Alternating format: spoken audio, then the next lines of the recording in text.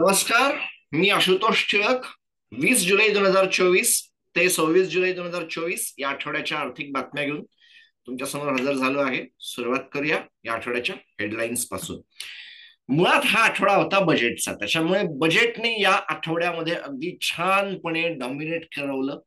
Direct indirect सगळ्या सगळ्या प्रकारच्या ज्या बातम्या होत्या त्या सगळ्या बजेटशीच रिलेटेड होता. फक्त एक बातमी जी थोडीशी बाजूची होती, बघताय मी बजेट रिलेटेड अपडेट्स, हाच या आठवड्याच्या एक मोठ्या हेडलाईन्स होत्या. आणि तुम्हाला जर असं वाटत असेल की माझ्याकडून एखादी बातमी राहिलेली आहे बजेटच्या रिलेटेड, तर ती कमेंटमध्ये मेन्शन करायला विसरू नका. तुम्हाला आवडला असेल हा व्हिडिओ तर लाईक करा, कमेंट करा, सबस्क्राईब करा, शेअर करा. बजेटच्या रिलेटेड अपडेट: आरबीआयने त्यांची ग्रिप बँक लिक्विडिटीवर टायटन केली आणि अचानकपणे कॅलिफोर्निया मध्ये झालेल्या मागच्या वर्षभरामधल्या बँकेच्या बाबतीमध्ये जे काय घडलं, अचानकपणे एक मेसेज बाहेर गेला आणि धाड धाड धाड धाड लिक्विडिटी सही गायब झाली. त्याच्या बाबतीमध्ये थांबवण्याचा, तशा पद्धतीच्या गोष्टी भारतामध्ये होऊ नये असा जो एक प्रयत्न आरबीआयने केला तो आरबीआयचा आहे. अमेझॉनला स्विगीमध्ये थोडासा इंटरेस्ट यायला लागलेला आहे. एचडीएफसी बँकेने ग्रीन लाईट दिलेला आहे. एचडीबी फायनान्शियल सर्व्हिसेसला फायनली होत आहे. आणि इतरही अनेक साऱ्या बातम्या ज्या असतील त्याच्याकडे थोडं पुढे जाऊया, बोलूया. बजेट 2024 भरपूर टीका झालेली आहे, वेड्यासारखी टीका झालेली आहे. फार एफ आय आयजना देखील आवडलं नाही आणि एफ आय आयजनी देखील, म्हणजे मी तर अशा बातम्या ऐकतो आहे की 22 जुलै 2023 पर्यंत फॉरेन इन्स्टिट्यूशनल इन्व्हेस्टर्सनी त्यांच्या होल्डिंग ज्या होत्या त्या पुढे सरकवल्या होत्या, की बाय केलं होतं, फ्रेश इक्विटी नवीन इन्व्हेस्ट केली होती, कॅश नवीन घेतली होती, आणि 22-24 हजारच्या आसपास काहीतरी, आणि 10,700 करोड सेल करून 3 दिवसामध्ये अनेक सारे एफ आय निघून जायला बसले आहेत. कारण अर्थातच long term capital gains tax जो काय होता त्याच्यामध्ये घडलेल्या सगळ्या गमती जमती झाल्या आहेत. बघणार आहोत. खरं तर ज्या गोष्टी डिपॉझिटच्या बाबतीमध्ये करण्याची गरज होती, बँकांना डिपॉझिटच्या बाबतीमध्ये काही गोष्टी देण्याची गरज होती, ते केलंच नाही. परंतु म्युच्युअल फंडांच्या बाबतीमधला जो एक टॅक्स होता तो घटवून विड्रॉन करून टाकला. फॉरेन इन्स्टिट्यूशनल इन्व्हेस्टरचे जे दोन प्रकार असतात, एफडीआय असतो आणि एफपीआय असतो, याला फेमा ऍक्ट मध्ये बदल करून दोघांना सेम लेवलला आणण्याचा जो एक प्रयत्न होता तो एक उत्तम प्रयत्न होता. परंतु या बजेटमध्ये फारशा काय गोष्टी झालेल्या नाहीयेत. माझा व्ह्यू बजेट नंतरच्या पुढच्या काही मिनिटांमध्ये मी दिलेला आहे. राजकीय भरपूर होता. आर्थिक व्ह्यू बजेटच्या बाबतीमधला हा इथे मी माझ्या या सेगमेंटमध्ये ऍड करतो आहे. काय होतं की income tax act 1961, cornerstone of Indian tax system, has grown complex. त्याचं एक रिवाईव्ह करण्याची गरज तयार झालेली आहे. या बाबतीमध्ये बाई बोलल्या, टाळ्या. आणि government allotted 1,441 crore union budget, RuPay debit card आणि लो व्हॅल्यू भीम UPI transaction. Vote on account मध्ये 3,500 रुपये होते, हे अचानकपणे 1,441 करोडवर आलं. आणि याच्यामध्ये इनडायरेक्टली बाईंनी आता मग असं बोललेलं आहे, न बोललेले शब्द आहेत की चला आता तुम्ही एमडीआर टॅक्स त्याला लावायला मोकळे, याच्या पुढे युपीआय काय फार दिवस फ्री राहणार नाहीये. Be prepared to pay money for UPI transaction बोलल्या नसल्या तरी याचा फायदा झाला. The allocation is aimed at further strengthening the digital payment पण आहे, पण अमाऊंट थोडी कमी होती. कारण ज्या वेळेला युपीआय चालतं आहे, सेंट्रल बँक डिजिटल करन्सी चालत नाहीये, याचा अर्थ युपीआयचं इन्फ्रास्ट्रक्चर तगडं आहे, त्याला फायदा मिळत नाहीये. काहीतरी काहीतरी करण्याची गरज होती, ते थोडंसं अजून पुढे सरकवण्याची गरज होती. काय होईल, कसं होईल, म्हणजे युपीआयच्या थ्रू जे कर्ज वाटलं जातं आहे त्याच्यामध्ये काही होणार आहे का माहित नाही, बघावं लागेल. Union budget 2024-25 has sparked criticism after it maintained the allocation of Mahatma Gandhi National Rural Employment Guarantee Scheme, MG NREGA, 86,000 crore. गंमत अशी आहे की या सगळ्या कॅल्क्युलेशन मध्ये हे अगदी क्लिअर झालेलं आहे की 31 मार्च 2025 हा दिवस ज्यावेळेला उजाडेल त्यावेळेला हे पूर्णतः संपलेलं असेल, याचं जे एक्सपेंडिचर असेल हे पूर्णतः स्पेंड झालेलं असेल. आत्ताच आहे की रिच ऍक्च्युअल जे त्याचं एक्सपेंडिचर आहे ते 37,761 ऑलरेडी क्रॉस झालेलं आहे. However including pending dues the total expenditure rises 41,519 crore. बंगालच्या लोकांचा जो एक कायमचा वाद असतो की आम्हाला फारसा पैसा दिला जात नाही, आमचा खूप मोठा पैसा रोखून धरलेला आहे, आणि देशामध्ये तांदळाचं उत्पादन मोठ्या प्रमाणात झालेलं आहे. मिनिमम बेअर मिनिमम जे ठेवण्याची गरज आहे त्याच्यात 3.5 पट झालेला आहे. त्यामुळे तांदळामध्ये हा पेमेंट करण्याची तयारी आहे. अशी जी एक तयारी झालेली आहे त्याच्या बाबतीमध्ये पण याला जोडून बघावं लागेल की त्याच्यामध्ये पण हे पेमेंट करता येतील किंवा एकूणच काय. घ्यायचा अर्थ असा आहे की बजेटमध्ये या गोष्टींसाठी फारसं नाहीये.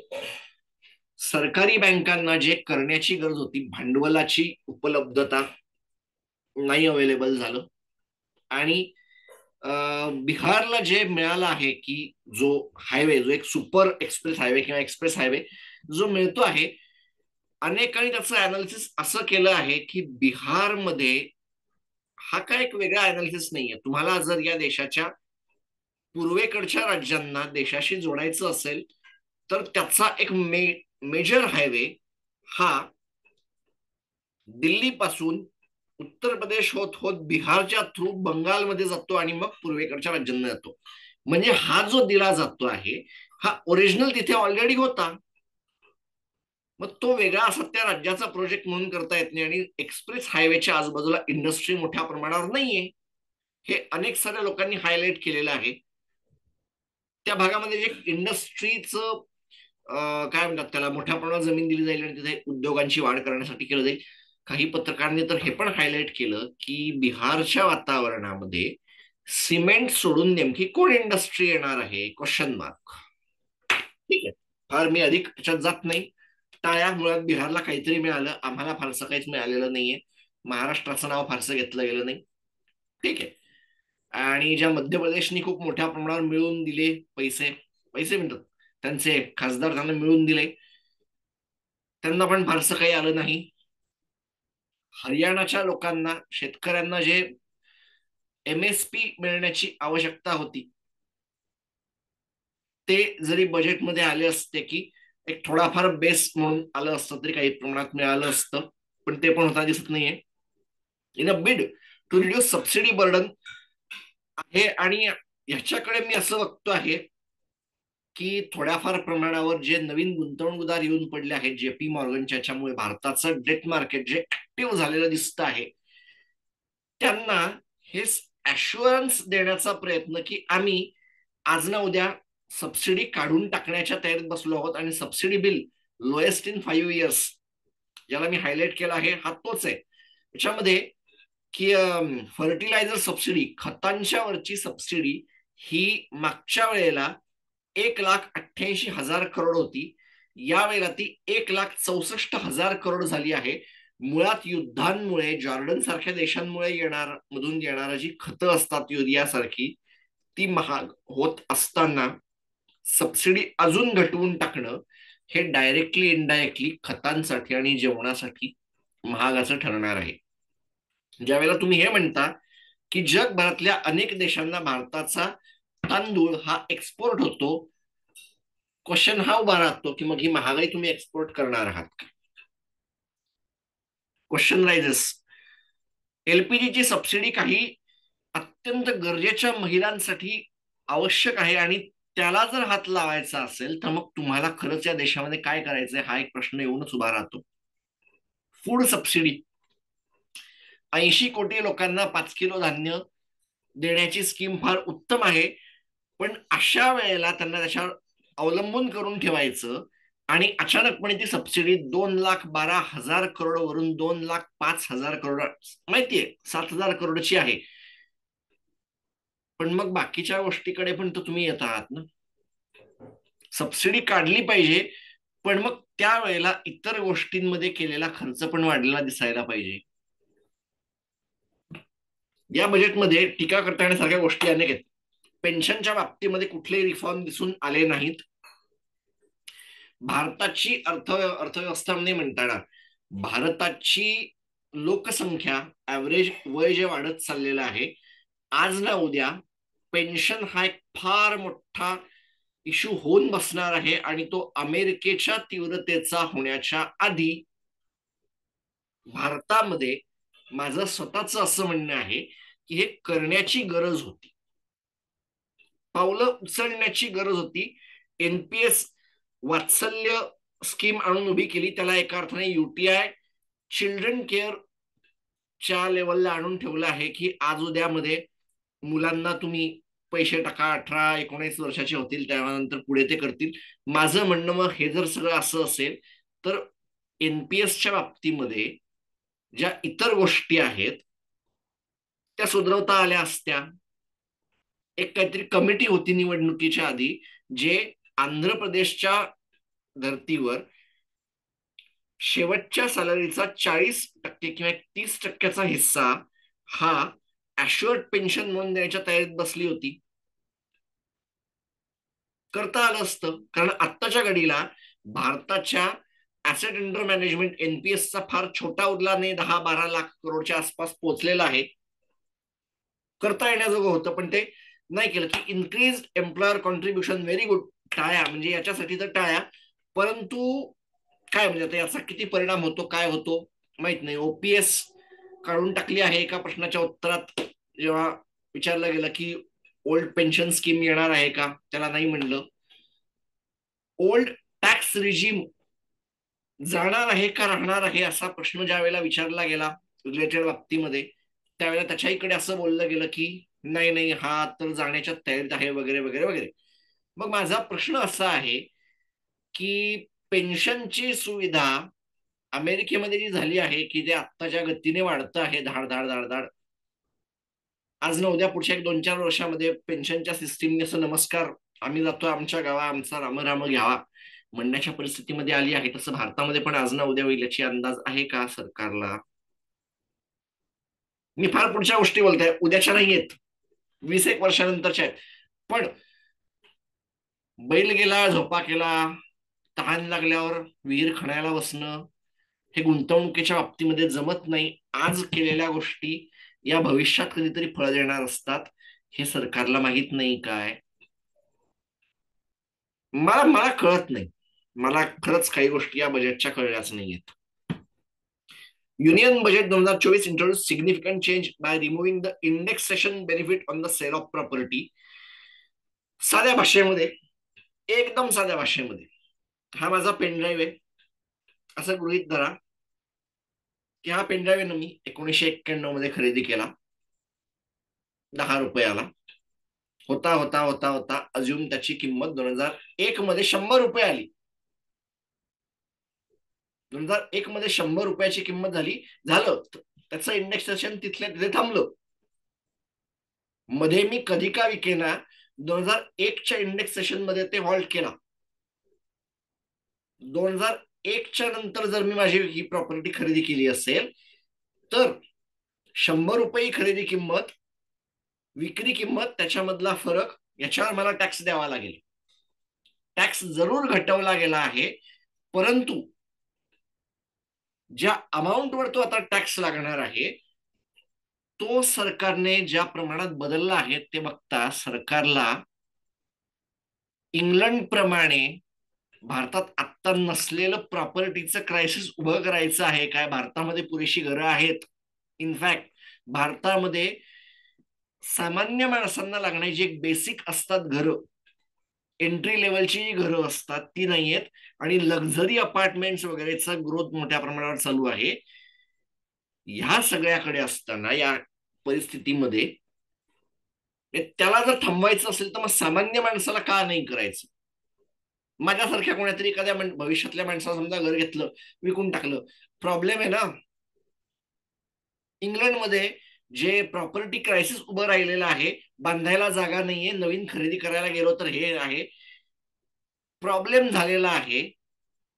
याला जर मी असं म्हटलं की त्याचं होऊ शकतं क्वेश्चन मार्क, हे करण्याची गरज नव्हती, हा प्रॉब्लेम आहे. आणि सगळ्यात मोठं आश्चर्य असं आहे की सरकारने त्याच्याविषयी फार मोठ्या प्रमाणावर हायलाइट पण केल्यात की लोकांचा टॅक्स वाचणार आहे वगैरे. काय कसं होणार आहे मला माहित नाही, पण एका व्यक्तीने कॅल्क्युलेशन करून हे दाखवलं आहे की आधी तुम्हाला त्या सगळ्या व्यवहारामधला फार तर 5% द्यावा लागत होता, आता तुम्हाला 14.5% त्याच्यामधला टोटल किमतीचा टॅक्स द्यावा लागू शकतो. म्हणजे तुम्ही जर 100 रुपयामध्ये घर विकलं असेल तर तुम्हाला आता 14.5 रुपयापर्यंतचा टॅक्स द्यावा लागू शकतो. इन सम केसेस जर 2010च्या नंतर तुमचं घर घेतलेलं असेल तर काही केसेसमध्ये हे घर तुम्हाला 50%चा वाढ होऊ शकते. म्हणजे साधारणतः 14.5% जर असेल ना तर हे 20%च्या किंवा 22%च्या आसपास जाऊ शकतं इझिली. काही अझम्पन्सवर केलेलं आहे, पण काही शहरांमध्ये हे होणार आहे. मुंबई, दिल्ली, कोलकाता, पुणे, चेन्नई हे होणार आहे. हे जे हायलाइट मी करतोय हा माझा एनालिसिस त्याच्यामधलं उभं आहे. बजेट हायलाइट अजून पुढचं 10,000 करोडचा प्राइस स्टॅबिलायझेशन फंड. पण असं आहे की प्राइस स्टॅबिलायझेशन फंड ज्याच्या आधी किती प्रमाणात हायलाइटेड होते माहित नाही. हेल्थ केअर इन्शुरन्सची जी एक स्कीम होती त्याच्याबद्दल फारसं काही दिलंच गेलं नाही. फूड अँड पब्लिक डिस्ट्रीब्युशन सिस्टीमला 10,000 करोड दिलं गेलं, उत्तम आहे. याचं नेमकं किती इफेक्ट होईल कमोडिटीला हे करण्याची गरज आहे. पण ज्या वेळेला काही कांतारा नावाच्या एका संस्थेने असा रिपोर्ट काढला आहे की भारतामधली जी डिमांड वाढत चालली आहे ती पॉप्युलेशनच्या ग्रोथ एवढीच आहे. म्हणजे ग्रोथ जी म्हणवली जाते ती त्यावेळेला होते ज्या वेळेला एका व्यक्तीच्या खिशामध्ये जर आधी 100 रुपये खर्च करण्याची ताकद होती, भविष्यात त्याने 150, 170 असे पैसे स्वतःच्या आयुष्यामध्ये खर्च केले, स्वतःच्या खिशामध्ये काही पैसा ठेवून घेतला. पण जर माणूस हा आजही 100 रुपये खर्च करतोय, फार फार तर 102, 103, 104 खर्च करतोय, पण ज्या वेळेला ग्रॉसचा खर्च हा पॉप्युलेशनच्या वाढीच्या ग्रोथच्या आसपास यायला लागतो त्यावेळेला प्रॉब्लेम उभी राहते ना भाऊ. प्रॉब्लेमॅटिक आहे. पुढच्या बाबतीमध्ये हे कांतारा म्हणजे मला इतर ज्या मी न्यूज शोधतो त्याच्यामधला हा एक हायलाइट आहे. प्राइस स्टॅबिलायझेशन फंड अत्यंत उत्तम आहे, पण याचा नेमका इफेक्ट किती होणार आहे हा एक लक्ष देण्याजोगी आहे. पुढच्या बातमीकडे सरकूया. Finance minister Nirmala Sitharaman announced a significant reduction in import duty on gold and silver. Side effect किंवा by product sovereign gold bond मरायला टेकलेले आहेत. सरकारने त्याच्यामध्ये जे टार्गेट एक्सपेक्टेड होतं ते 38% घटवलं आहे. त्याचं कारण आहे की सॉव्हेरियन गोल्ड बॉन्ड्स आर बॉन्ड्स. हा जो एक इफेक्ट तयार होत होता की जेपी मॉर्गनचे गुंतवणूकदार भविष्यामध्ये हे म्हणू शकले असते की आता आम्ही आलेलो आहोत, मग आता आम्हाला अजून कोणी नको आहे, आम्हाला आमच्या उत्पन्नामध्ये अजून कोणी भागीदार नकोय, म्हणून मग ते काढून बाजूला करणं हा एक करवला गेला. गोल्ड बॉन्डला अनअट्रॅक्टिव्ह करवलं गेलं. पण भारतामध्ये इम्पोर्ट ड्युटी हा एक खूप मोठा फॅक्टर असतो. इम्पोर्ट ड्युटी ज्या वेळेला घटवली जाते त्यावेळेला सोन्याचे भाव घटायला सुरुवात होते भारतामध्ये असा अंदाज आहे, तो झाला. पण in a surprising move the government has decided to scrap 30,000 crore capital support earmarked for oil marketing companies. Normal होतं, त्यांनी भरपूर प्रॉफिट कमावले होते त्यामुळे त्यांना 30,000 करोड देण्याची गरज नव्हती. पण माझा अजून एक प्रश्न असा की Mangalore refineries and petroleum limited या लोकांना मर्जर का नाही घडवलं गेलं? हिंदुस्तान पेट्रोलियम त्याचा बाप आहे, जो ओएनजीसी सबसिडियरी आहे. ओएनजीसी एमआरपीएल मध्ये काही स्टेक ओन करते. ही माणसं तिथे का बसली आहेत माहित नाही. काय म्हणजे या बजेटमध्ये अनेक साऱ्या गोष्टी होऊ शकल्या असत्या, त्या घडल्या नाही तेवढंच म्हणावं लागेल. ठीक आहे, बीपीसीएल ची रिफायनरी येऊन बसली आणि हा जो तुम्हाला दिसतो आहे बाजूचा तो युनियन बजेट मधला हायलाइट की जो सिग्निफिकंट चेंज झाला होता taxation capital gains. Holding period बदलले गेले. The holding period for classifying assets as long term to short term has been simplified. Listed सिक्युरिटीला 12 महिने, अदर ऍसेट्सला 24 महिने हा झाला. Short term capital gains tax rate for listed equity shares हे असतात इक्विटी ओरिएंटेड फंड, त्याच्यामध्ये 15 ते 20% झाला वाढून. Other short term capital gains continue to be taxed at applicable slab rates. Long term capital गेन्सच्या बाबतीमध्ये झाला exemption limit increase from 1 lakh to 1.25 lakh per year. Tax rate increase from 10% to 12.5% for equity shares, equity oriented funds and units of business trust. Tax rate for other financial and non-financial assets reduced from 20 to 12.5. म्हणजे जवळपास सगळ्यांना आणून एकाच जागी बसवण्याचा जो एक प्रयत्न झाला, सगळेजण एकाच जागी, त्याच्यामध्ये जो एक होल्डिंग टाइम जो होता तो लिस्टेडला 12 महिन्यामध्ये आणला गेला. आणि याच्यामुळे फॉरेन इन्स्टिट्यूशनल इन्व्हेस्टर्स मागच्या 3-4 दिवसांमध्ये मोठ्या प्रमाणावर विक्री करते झाले, पण त्याचा परिणाम सेन्सेक्स मध्ये फारसा कुठे झालेला नाही असं हायलाइट करावं लागतं. Significant relief to startup and investors with the abolition of angel tax.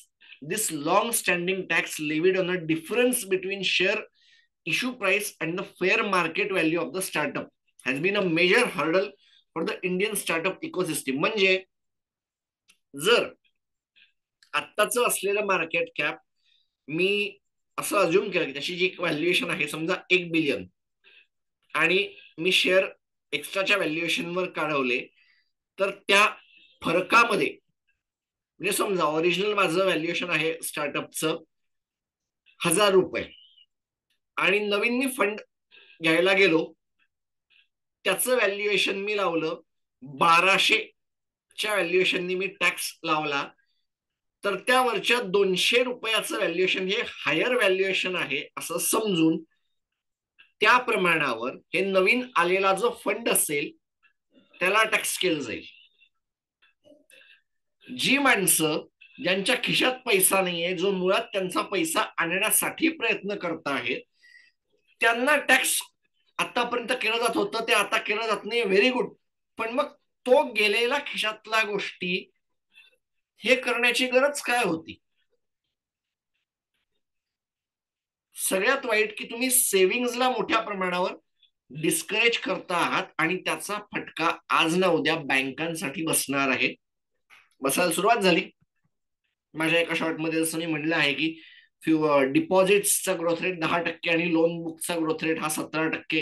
HDFC बँकांसारख्या काही बँकांना त्यांचे लोन बुक काही प्रमाणात विकण्याची गरज येऊन पडलेली आहे.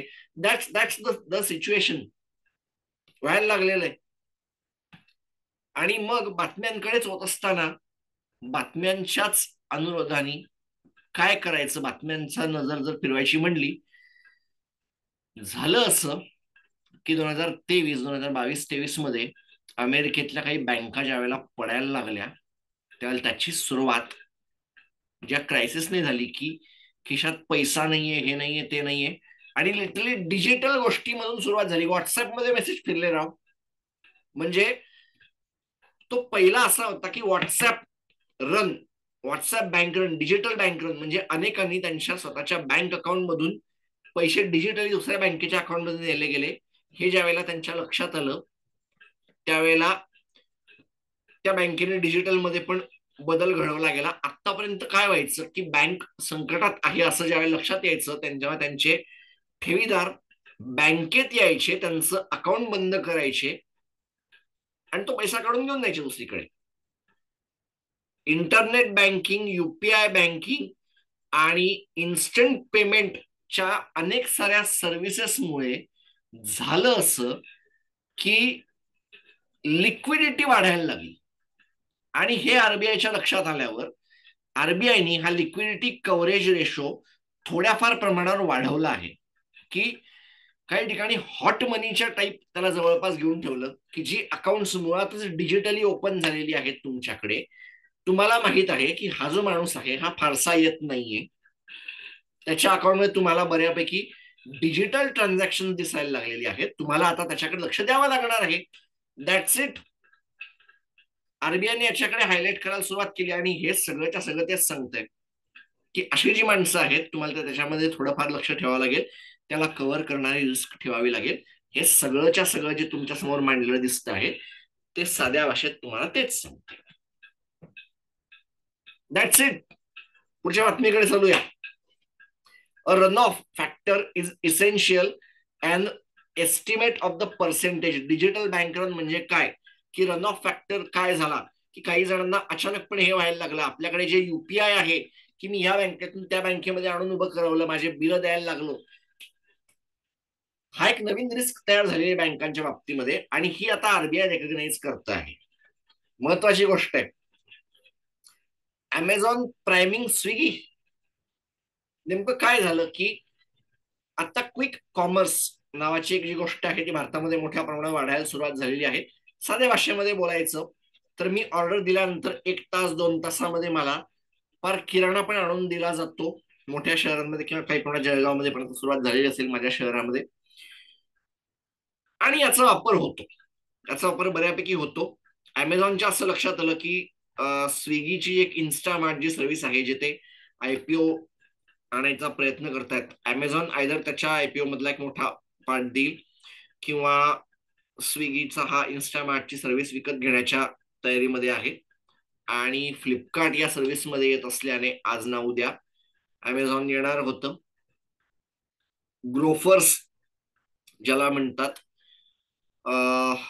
किंवा ब्लिंकिट ज्याचं आता नवं नाव आहे, त्या लोकांनी मोठ्या प्रमाणावर हा बिझनेस वाढवलेला आहे झोमॅटोच्या अंडर. त्यांचे एक जोरदार कॉम्पिटिशन आणि अमेझॉनचं इन्फ्रास्ट्रक्चर जर यांना मिळत असेल तर हा या सेक्टर मधला एक दादा किंग होऊ शकतो असं त्यांच्याकडे बघायला हरकत.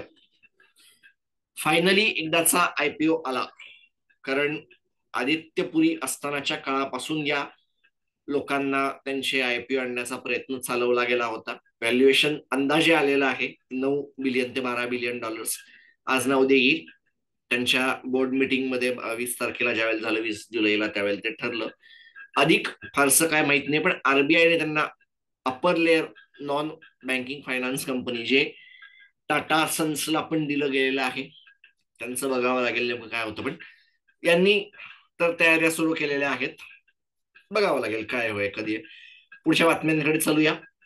बीएसई सेन्सेक्स या आठवड्याभरामध्ये पाऊण टक्क्याच्या आसपासची वाढ होऊन 81,332.72 ला बंद झाला. निफ्टी आठवड्याभरात 1.5% वाढ घेऊन 24,834 ला बंद झाला. निफ्टी बँक 51,295.95 ला 1.5% घट घेऊन बंद झाला. बँकांना हे महागात गेलं. निफ्टी फायनान्शियल सर्व्हिसेस जवळपास 1% डाऊन सह 23,316.70 ला बंद झाला. आणि एस&पी बीएसई मिड कॅप 47,706.67 2.5% वाढीसह बंद झाला. एस&पी बीएसई स्मॉल कॅप जवळपास 3% वाढ होऊन 54,294.35 ला बंद झाला. त्यानंतर अमेरिकेचे इंडायसेस एस&पी 500 1.25% आसपास डाऊन होऊन शेवटचं वृत्त हाती आलं त्यावेळेला 5,483 वर कामकाज करत आहेत. डाव जोन्स इंडस्ट्रियल ऍव्हरेज शेवटचं वृत्त हाती आलं त्यावेळेला 40,741.46 वर कामकाज करतो आहे. नॅसडॅक कॉम्पोजिट शेवटचं वृत्त हाती आलं त्यावेळेला या आठवड्यामध्ये जवळपास 3% डाऊन मध्ये काम करतो आहे 17,440.33 ला. आणि जर्मन मार्केट्स बराच पैकी डाऊन होते पण 1% अपसह 18,417.55 ला कामकाज करत आहेत. फ्रेंच मार्केट्स कॅक 40 7,517.68 जवळपास 0.5% आसपास डाऊन होऊन काम करत आहेत. फुटसी ब्रिटिश मार्केट्स 8,285.71 1.5% वाढ होऊन कामकाज करत आहेत. आणि एक नवीन आणि उत्तम सरकार ज्या वेळेला येतं तेव्हा त्याचा जो काय साईड इफेक्ट तुम्हाला दिसतो ते त्याचं कारण त्याच्यामध्ये असं म्हणावं लागेल. ऑइल WTI घटायला सुरुवात झाली. अमेरिकेच्या सगळ्या ग्रोथचे आकडे फार उत्तम होते, त्याचा एक भाग मोठ्या प्रमाणात म्हणावा लागेल. 77.45 डॉलर पर बॅरल इतक्या मार्गामध्ये नायमेक्स क्रूड काम करतंय. आणि ब्रेंट क्रूड ट्रेड करत होतं 79.30 ला 1.5% डाऊन करून.